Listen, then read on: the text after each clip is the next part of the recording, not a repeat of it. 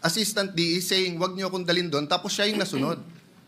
So the issue here is not only the physical and the legal custody. The issue also is the integrity of the Senate, the perception that if we don't have him here, de lahat na lang ng witnesses sasabihin, wag tayo doon. Paano kung wala rin silang tiwala sa PNP?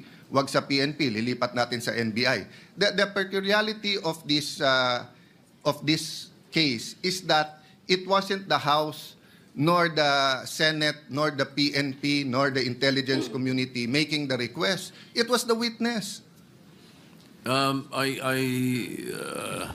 beg to disagree.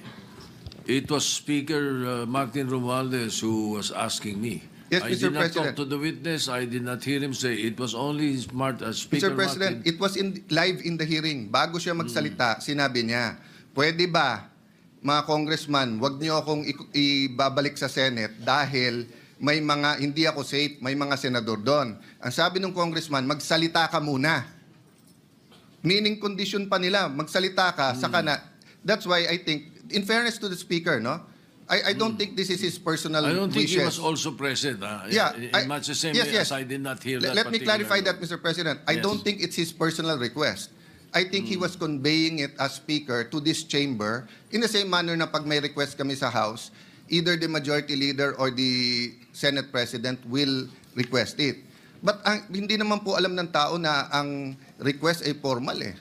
And again, hindi ko na question yung kagabi. But all over the news and live, yun po ang